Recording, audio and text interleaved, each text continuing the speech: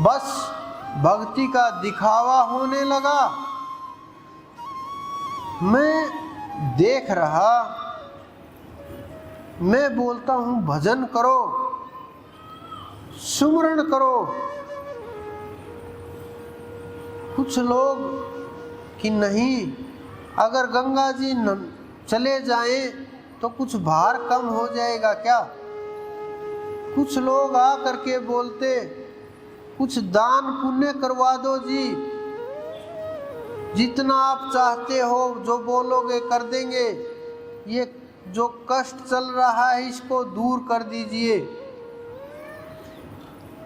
मैं बोलता हूँ नहीं होगा, क्योंकि ये दान पुण्य का काम ही नहीं है। ये तो बस संसार के लिए है, दान पुण्य तो कर्म तोड़ने के लिए नहीं है। इस कारण से मैं नाम के ऊपर इतना ज़्यादा जोर देता हूँ।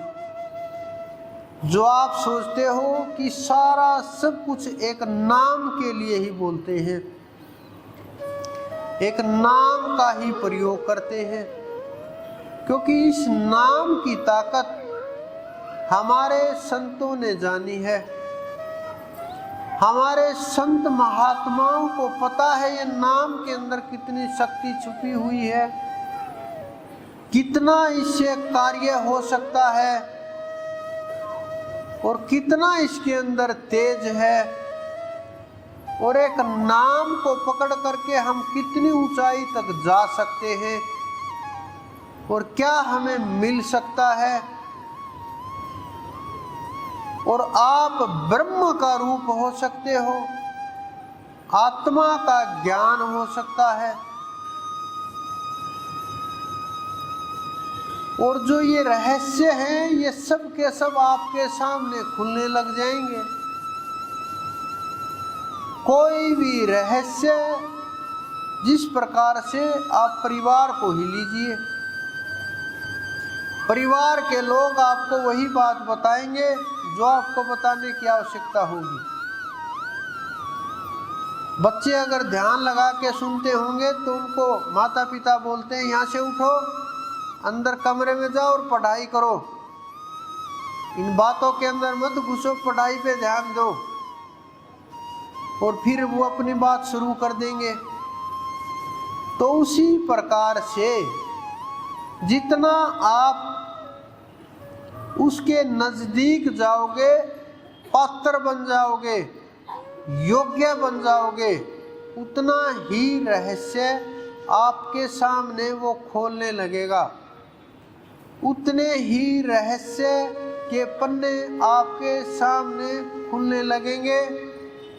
और सब कुछ जितना आवश्यकता होगी उतना आपको महसूस कराने लगेगा, अनुभव कराने लगेगा, आदेश आने लगेंगे। और आपका जो चढ़ाई का रास्ता है वो अपने हाथ में लेता चला जाएगा। और जब उसके हाथ में आपकी डोर आती है तो वो परमात्मा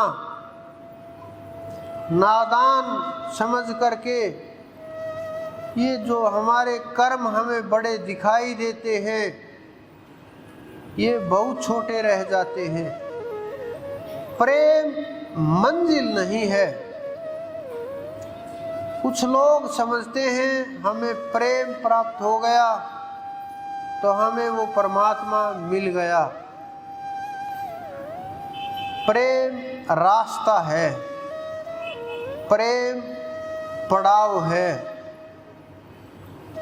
प्रेम वो अग्नि है, वो ईंधन है जो गाड़ी के अंदर डाल करके और गाड़ी को स्पीड से चलाते हैं, वो ईंधन है प्रेम।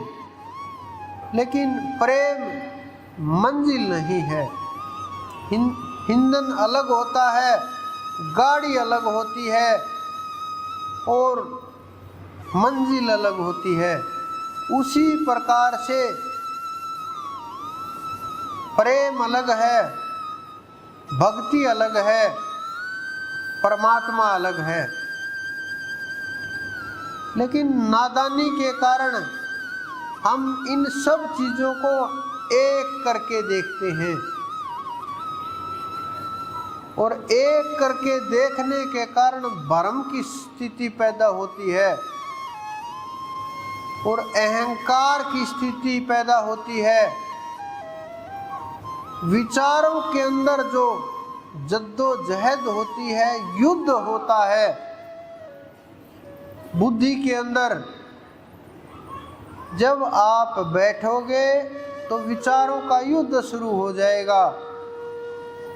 कभी अच्छे विचार बुरे को काटेंगे, कभी बुरे विचार अच्छे को काटेंगे, और ये विचारों को काटते काटते, अपने विचारों से लड़ते लड़ते हम ध्यान को भूल जाते हैं, उस नाम को भूल जाते हैं, और फिर एकदम से ध्यान आता है, अरे मैं कहाँ बैठा हूँ, क्या करने बैठा था, क्या करने लगा। और नाम से दूरी बन करके फिर बोलते हैं ध्यान नहीं लगता। मैं बोलता हूँ ध्यान लगाते नहीं।